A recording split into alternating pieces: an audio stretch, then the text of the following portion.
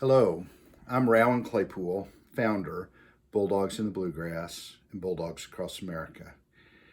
2020 has been a very unusual year. We were so sad to have to call off our Bulldogs program this summer. First time in 22 years, this would have been our 22nd summer, when we couldn't host a cohort of Yaleys in our community. It was a tough call. But now at the end of the summer, right at the time when we would be bringing the program to a close, I thought it would be a good time to reflect on the 21 years of Bulldogs in the Bluegrass and the Bulldogs Across America movement. Bulldogs is based on four fundamental pillars. First is that Yaleys come do meaningful work for which they get paid. In the summer of '99, most of them worked for nonprofits, and getting paid was actually a really big deal. It's very important because people have been able to use the summer to forecast a professional life ahead, to see what is appealing to them and what is not. It shapes and reshapes their vision of their position in the world to come. Second, we've had a wonderful community immersion program, a series of activities that showcase how a city like Louisville or any city works behind the curtain. Innumerable first-person interactions with key business and civic leaders. This is such an important part of seeing how the world really works, and then how you can apply that wherever you wind up going in the world. Third, we have mentors. This is an effort to open up the world through the eyes of experienced people that can share in an intimate setting the choices that they made, both the good choices and the challenging choices, the roads not taken. I think it's been an opportunity for so many of our Bulldogs to find their first adult friendship. And many of these have transcended the summer and gone on for decades later, weddings, graduations, and many other things that have tied these folks together. And then finally, group housing experience that really drives this amazing opportunity for developing friendships. It's really the thing that allows Yaleys to come here and form some of the best friendships that they might form in their entire Yale career. And we all get to slow down, and that's a really important thing. And then, throughout the summer, we're doing lots of fun things. We're having great activities, like we have a formal opening at the Filson Club, where this guy has attended every one of the opening and closing ceremonies. It's great to have him there, and he's a good buddy of mine. He was given to me by the committee that helped form Bulldogs that very first summer, and he's a good companion, right? And one of those, I pulled out a picture of the cohort in 2021. This was the largest Bulldog program we had in Louisville, the Bulldog cohort of 40, and it was a big deal. This ran in the local paper and was part of the wonderful photo album that group left me. More recently, the group of 2019, sorry, I didn't have it, had it upside down. The group of 2019 did a whole album. I was really glad to be able to share this with David Jones Sr., one of our primary benefactors. He took such pleasure in seeing what the Bulldogs had done throughout the summer. These are wonderful collections that I have on my shelf, and I pull them off in January and February, and it warms my heart. And we're always doing fun stuff, like we used to go fishing. For most of our Bulldogs, this is the first time they'd ever put a worm on a hook, so that was pretty fun.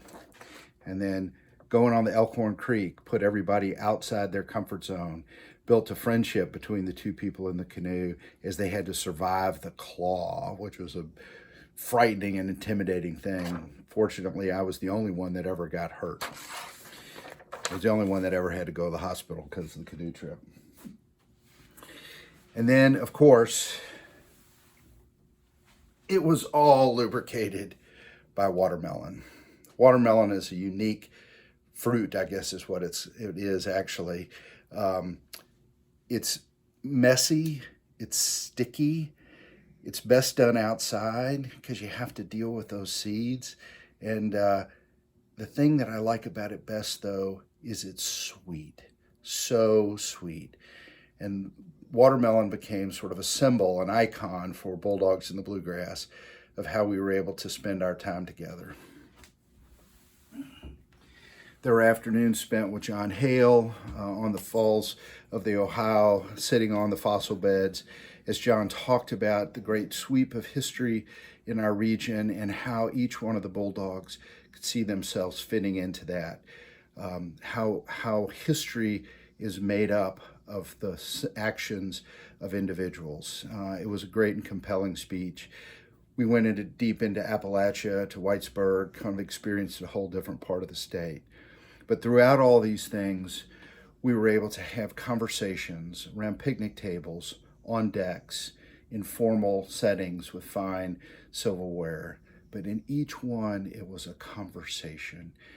What I hoped every summer is our Bulldogs could slow down to the speed of conversation and really get to know each other and really get to know this community. So Yale is a frenetic and fast-paced place, and I think a Bulldog summer allowed people to really slow down and take in life at a pace that they could really absorb it. So that was a great privilege to be with people throughout that. I also want to talk a little bit about just the gratitude that we have. This is baked deep into the DNA of Bulldogs. It's so important for us every year. We would express our gratitude. So I want to express gratitude, first of all, the Yale Club of Kentucky to take a risk on this program, take a risk on me and my leadership that we could start something new. I want to say a special thanks to our employers. We had over 300 employers that hosted 640 independent internships. It's not easy being an employee of a college undergrad. There's a lot of work that goes into it to have a good experience.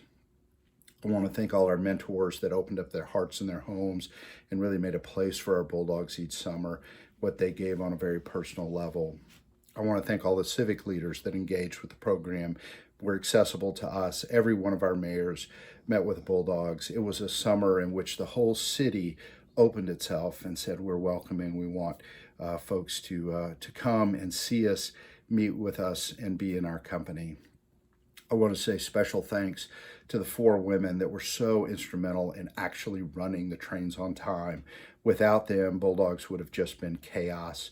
It would have been fun for a little bit, but mostly chaos. So I want to thank Caroline Heine, Deborah Alston, and then for a full decade, Ann Curtis, and most recently, Robin Miller.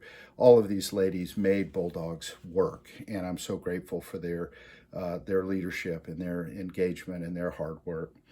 I want to say special thanks to our friends at Yale.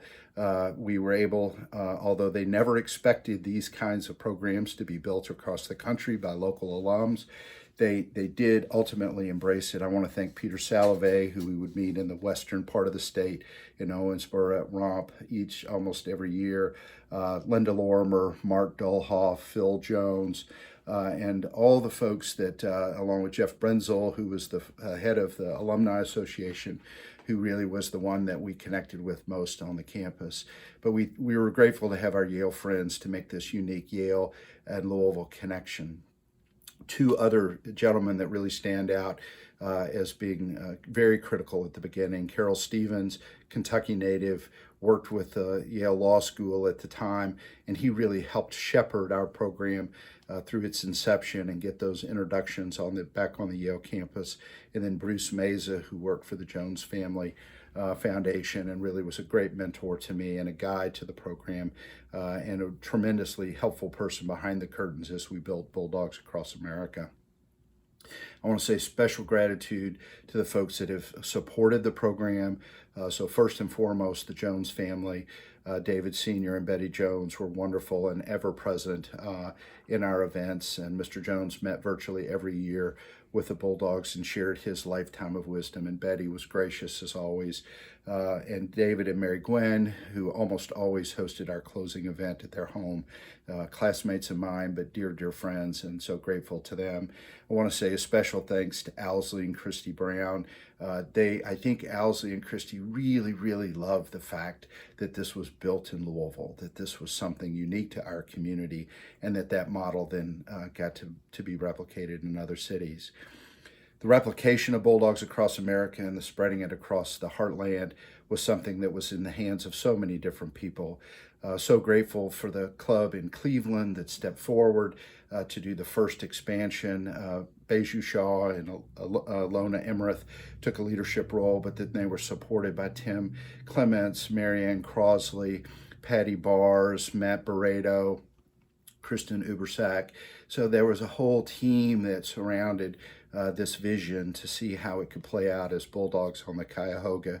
And of course, there was our dear, dear friend who is now past Tim Curtis, who was so proud of his town of Cleveland, that it was the first expansion city of the Bulldog program.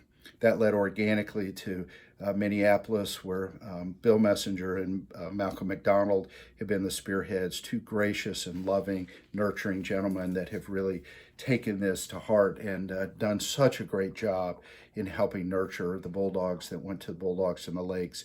Ted Falk, who almost single-handedly built Bulldogs in the Big Muddy in St. Louis, a wonderful colleague.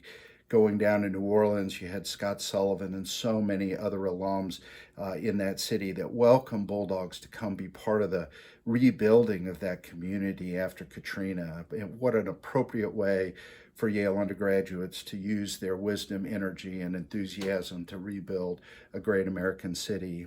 Houston, where there was a whole team of people that opened up the fourth largest city, an amazing place. They showed up close and personal what big Texas is, Texas big, and opening people to a vision that they could be in a big, huge metropolitan area off the coast.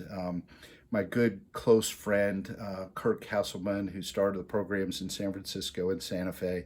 Kurt got it down to his marrow. He loved Bulldogs. We had our first luncheon at Maury's, and he just got it right at the beginning.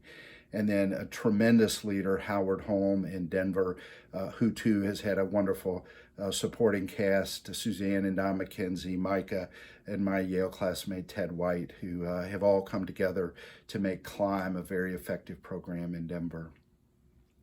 So all of these people had their oars in the water. They were all pulling in the same direction, and I'm so grateful for all of their work, capturing the seed and the idea and then applying it with their own vernacular in their own unique communities in their own unique ways. So at this time of the summer, we would have just completed our formal closing luncheon at Vincenzo's. This is when the Bulldogs report to us about their experience in the summer. It's always a fun, glorious luncheon, and it would have been great to have heard it again, but it didn't happen this year. And then we would be heading toward the closing event on the Friday night before people packed up and headed out on Saturday morning. At that closing dinner, sort of at the end of the summer, I would try to bring people together and have just a few words. One of the things that I would always focus on was friendships. So everyone came to the Bulldogs summer as strangers, and yet through the course of the 10 weeks together, we became friends. We got to know each other. We slowed down to the speed of conversation. We got to hear each other, express our opinions to each other.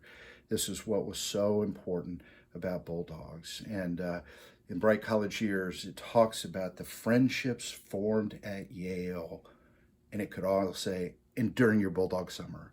So it's the friendships formed at Yale, and Bulldogs was a centerpiece of that.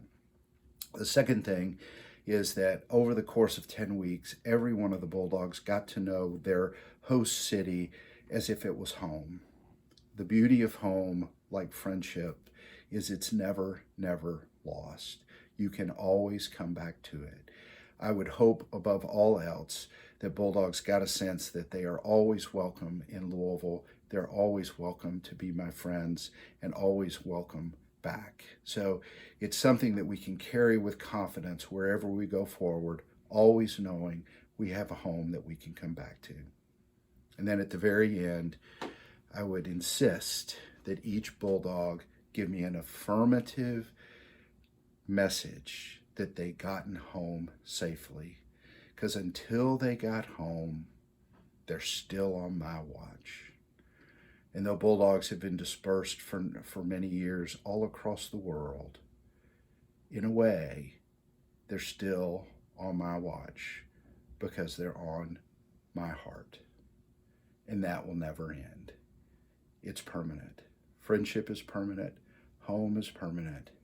And in a way, you're always on my watch. Thank you for 21 incredible years.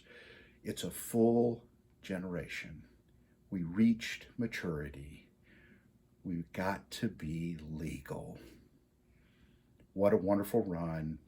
We finished the cycle, and I'm so, so grateful that I got to be a part of it, and that you allowed me to be part of it, and that you engaged in creating something magical that is forever. Thank you so much, and have a great rest of the summer.